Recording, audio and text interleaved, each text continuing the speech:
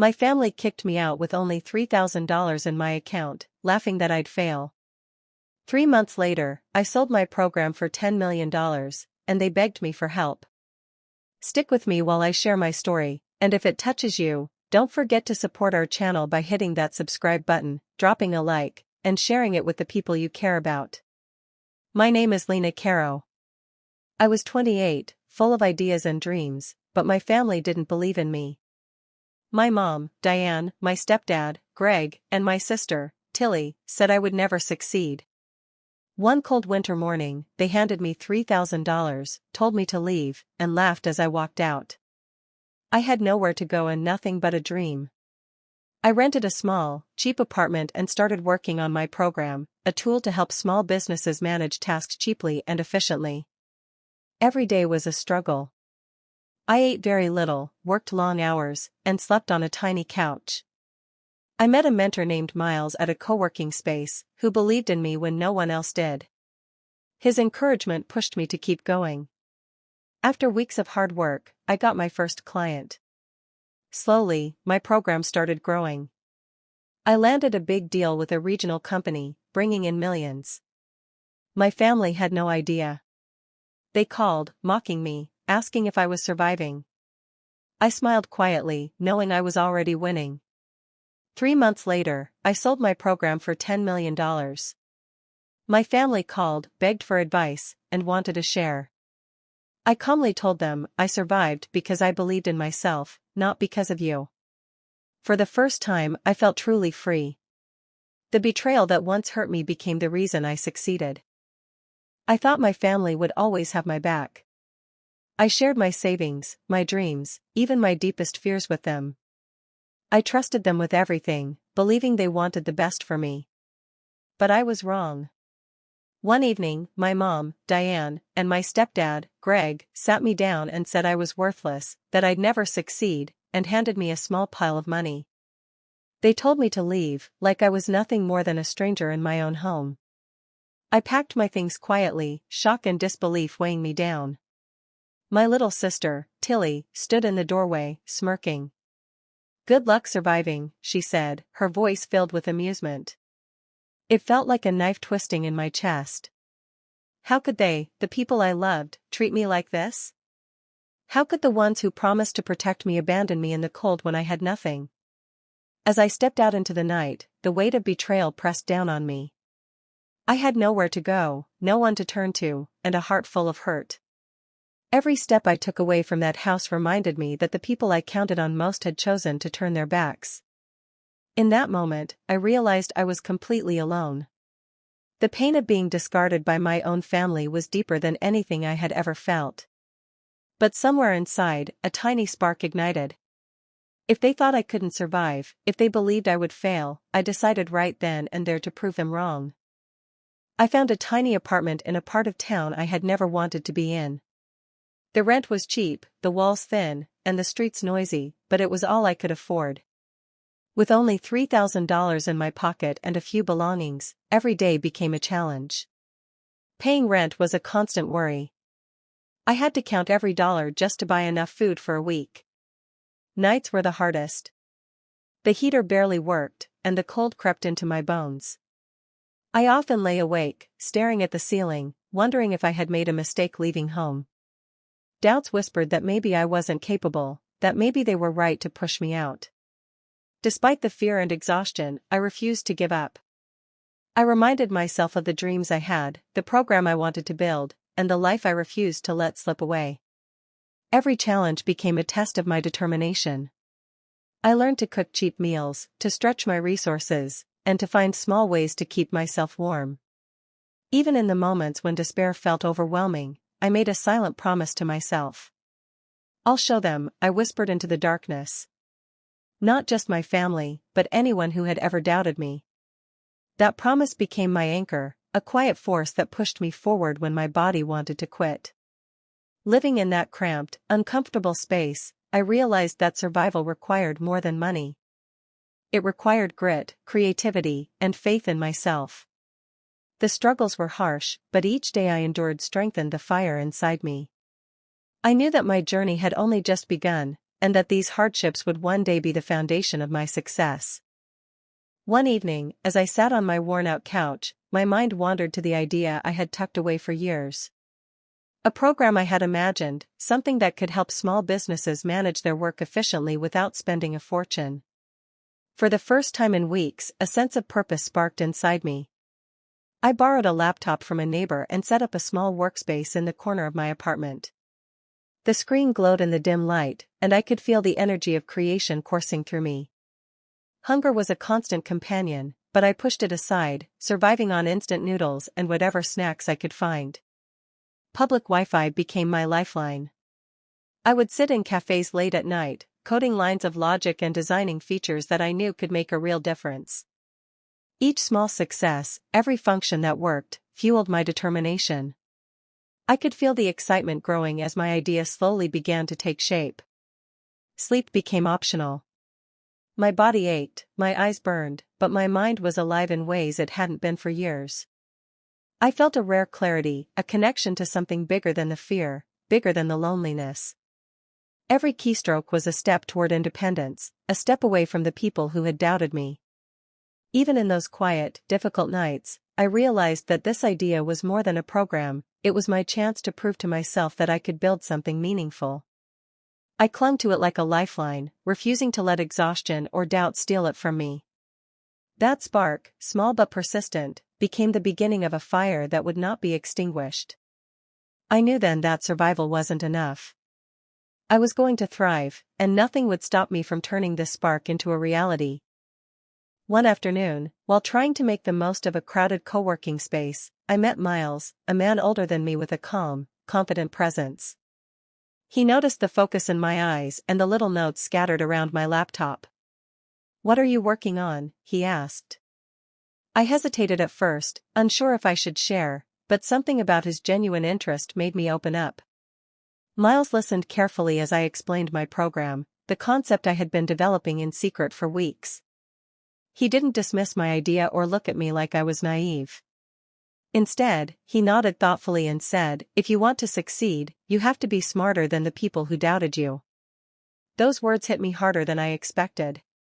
He offered advice, guidance, and practical tips, showing me ways to refine my program and make it stronger. His experience in business gave me insight I didn't have before. For the first time since being forced out of my family home, I felt supported by someone who truly believed in me. With Miles' guidance, I started rewriting parts of the program, improving its structure and features. I spent long nights experimenting, testing, and adjusting based on his suggestions. Each improvement boosted my confidence. I could feel my idea transforming into something tangible, something that could really work. More importantly, his belief in me reminded me that I didn't need my family's approval to succeed. That encouragement lit a new fire inside me, one that was steadier than the initial spark I had felt. With his mentorship, I realized that determination alone wasn't enough, I needed strategy, wisdom, and guidance to turn my vision into reality. By the end of that week, I felt more prepared, more focused, and more determined than ever to make my program a success. Weeks passed, and I buried myself in my work. Every hour of the day was spent shaping the program, testing functions, fixing bugs, and making sure it could actually help small businesses the way I imagined. The couch in my tiny apartment became my office and my bed. Comfort was a luxury I couldn't afford, and socializing felt impossible. Money was tight. Groceries were minimal, and every dollar counted. Bills piled up faster than I could pay them, but instead of breaking me, the pressure sharpened my focus. I learned to prioritize, to stretch every resource, and to make every decision matter. The harder it got, the stronger my resolve grew. I experimented with ways to get my program in front of potential clients. I wrote mock marketing plans, cold-called small businesses, and refined my pitch. Each attempt was a learning experience, and each setback made me more creative. I refused to give up. In quiet moments, I allowed myself to think about my family. Their laughter, their dismissal, and their disbelief fueled a fire inside me. I didn't plan revenge through confrontation, but I visualized my success and imagined the look on their faces when they realized I had made it without them. That vision kept me moving forward when exhaustion and doubt threatened to take over. By the end of these weeks, the beta version of my program was ready. It wasn't perfect, but it worked. Every sleepless night, every skipped meal, and every stressful decision had built something real. For the first time, I could see the possibility of a life beyond their rejection, a life where I controlled my future and proved my worth on my own terms. After weeks of non-stop effort, something finally changed. A small retail chain reached out after hearing about my program. I was nervous, unsure if it would meet their expectations, but I presented it with everything I had poured into it. To my relief and quiet delight, they loved it. They were impressed with how practical and efficient it was, and how it could save them time and money. Hearing their praise for the first time felt like a weight lifting off my shoulders. I realized that my work had value, that I could create something meaningful without anyone's approval. For the first time since being pushed out, I felt a sense of independence. I didn't need validation from my family or anyone who had doubted me. Their harsh words and dismissal were no longer relevant. I had built something real, and someone outside my personal circle recognized its worth. This small victory ignited a new kind of energy inside me. I could see a path forward, one where I was in control of my own life. Each step I took, each client I gained, became a quiet act of defiance against those who had tried to hold me back. That night, as I closed my laptop, I felt pride and a subtle satisfaction. I was finally moving forward, not as someone who had been discarded, but as someone carving out her own future. The first taste of success fueled my determination. I knew this was only the beginning, and that one day, they would see what I had accomplished without them. I went to sleep with a newfound confidence, ready to tackle the next challenge, knowing that every small win brought me closer to the life I had imagined, and the quiet revenge that came with it. A few weeks after landing my first client, my phone rang. It was my mom, Diane, her voice dripping with mockery. "So, Lena, are you finally settled yet? Surviving out there on your own?" She laughed, and I could hear Greg chuckling in the background. I swallowed the urge to reveal the truth. Instead, I let my voice sound tired, fragile, and uncertain. "I'm managing," I said softly, hiding the pride and excitement that burned inside me. "It's slow, but I'll get there." Tilly chimed in, teasing, "Don't overwork yourself. You wouldn't want to end up in trouble out there." Their words stung, but I stayed calm. I let them believe I was still struggling, still weak, still the girl they thought they could dismiss. On the other end of the line, they had no idea. They couldn't see the long nights I had spent perfecting my program, the calls I had made, or the deals I was quietly securing. They had no clue that each passing day brought me closer to a life they had mocked as impossible for me. I hung up the phone with a small smile, feeling a surge of satisfaction. The contrast was almost delicious. I was thriving while they believed I was barely surviving. Their laughter no longer hurt, it motivated me. For the first time, I understood how powerful secrecy could be. Letting them assume I was failing gave me space to grow without interference, without their judgment hanging over me. Each hidden success built momentum, and every phone call became a reminder that the life they had tried to control was now completely mine to shape. I sat back and thought, quietly, that soon, the truth would hit them, and there would be nothing they could do to stop it. One morning, I received an unexpected email from a regional company. They had heard about my program and were interested in licensing it. My heart raced as I read the message over and over, hardly believing that a firm of this size was reaching out to me. We scheduled a meeting, and I presented the program, explaining its features, benefits, and how it could streamline their operations. They were impressed with the depth of thought and functionality I had built. Their enthusiasm was clear. They wanted to move forward immediately. When the contract was finalized, I realized the deal was worth $3 million. It felt surreal. I sat in my apartment, staring at the numbers, understanding that everything I had endured, the fear, the hunger, the lonely nights, had led to this moment. My work had value, and the world was recognizing it. For the first time, my family's words of doubt and ridicule felt powerless. Their opinions no longer mattered. The people who had laughed at me, who had pushed me out and said I would fail, could not touch what I had built.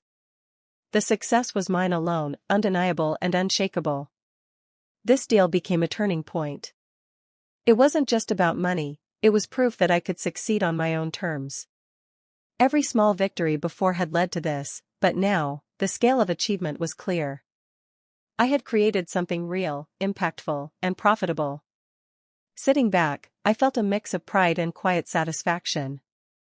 Their disbelief had no hold over me anymore. The path I had fought to build, starting from nothing, was now fully visible, and I knew I was ready for even bigger challenges. Once my program gained attention, I decided it was time to let the world know who was behind it. I carefully shared my story with select business contacts, making sure my name was associated with the work I had poured everything into. Word spread quietly but quickly, people started recognizing me as the creator of the revolutionary tool everyone was talking about. It wasn't long before my family caught wind of it. I could almost picture their reactions. Tilly called first, her voice shaky. "Lena. I didn't realize. I'm sorry for how I treated you." I listened politely but said nothing more. Apologies would not change the past. Then came Diane. She pretended to seek advice, masking curiosity with concern. "Can you help me understand this program? I want to know how it works." I answered her questions calmly, without showing the pride or satisfaction bubbling inside me. Greg's call was the hardest to hold back a reaction. He wanted a share, a way to benefit from the success he had once dismissed. "You should let me invest," he said, trying to assert control. I didn't rise to the bait. I told him clearly that my work was mine and mine alone, and ended the conversation without a hint of hesitation. Hearing their voices, seeing their confusion and desperation, I felt a quiet satisfaction. I had let them believe I was still struggling, then quietly built something extraordinary. Now, when they reached out, it was too late, they had no power over me, and I didn't need their approval. In those moments, I realized revenge didn't require anger or confrontation. It was silent, deliberate, and immensely satisfying. I had proved my worth without a single word of confrontation, and watching them scramble while I remained composed was more rewarding than I could have imagined. 3 months after leaving the only home I had ever known, everything changed. The program I had poured my heart into sold for $10 million. I still remember the moment the funds hit my account. It felt like the weight of every struggle, every sleepless night, and every moment of doubt had been lifted all at once. I moved into a spacious, modern apartment, the kind of place I had only dreamed about while cramped in that tiny unit. Light filled the rooms, and for the first time, I felt completely at ease in my own space.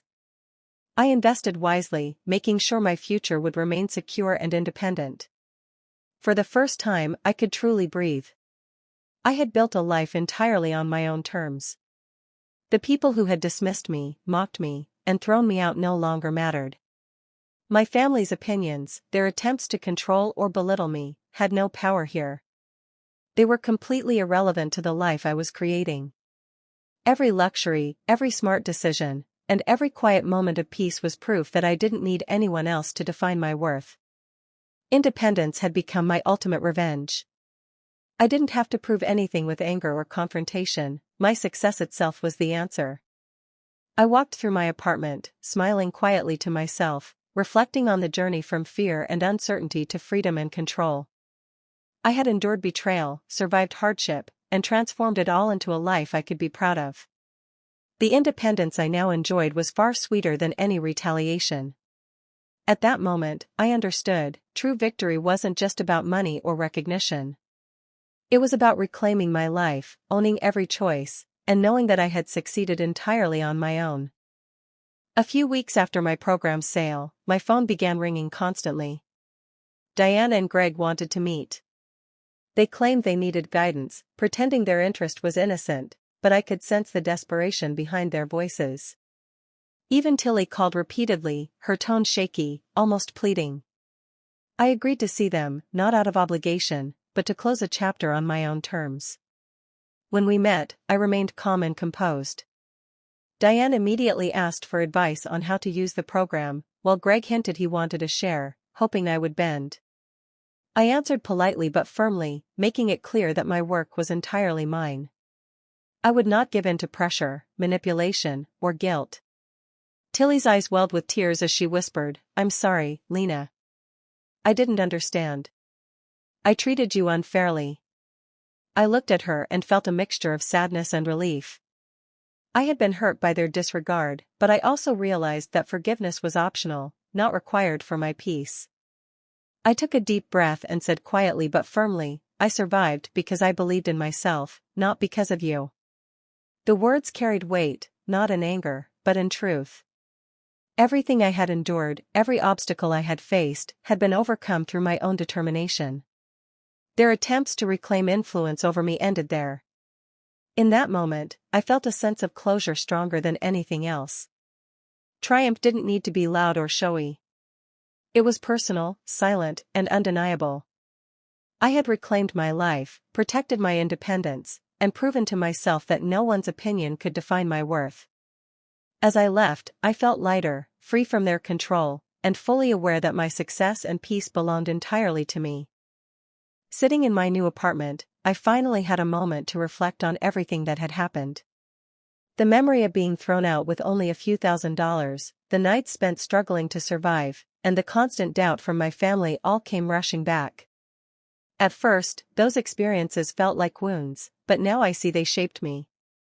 The betrayal I endured fueled a determination I didn't know I had. Every challenge forced me to think creatively, to adapt quickly, and to push harder than ever before. The hardships weren't just obstacles, they were lessons that sharpened my skills and built resilience I hadn't realized I possessed. I see now that revenge didn't come through anger or confrontation. It came quietly, naturally, through the life I built for myself. My success, my independence, and my ability to thrive without anyone's approval became the ultimate response to those who had doubted me. There's a sense of peace in knowing I don't need my family to validate me. Their opinions, once so heavy, no longer have any weight. I have created a life of my own choosing, financially secure, respected in my field, and confident in my abilities. Looking back, I realize that the journey was about more than money or recognition. It was about reclaiming control over my life and trusting myself to succeed against the odds. I feel empowered, emotionally steady, and ready for whatever comes next. I finally understand that the true victory was never about proving them wrong, it was about proving to myself that I am capable, strong, and unshakable. Every step I took, every decision I made, led me here. And for the first time, I feel completely free. Do you think I made the right choice by walking away from my family, or should I have given them another chance? I'd love to hear your thoughts in the comments. Don't forget to subscribe for more stories like this.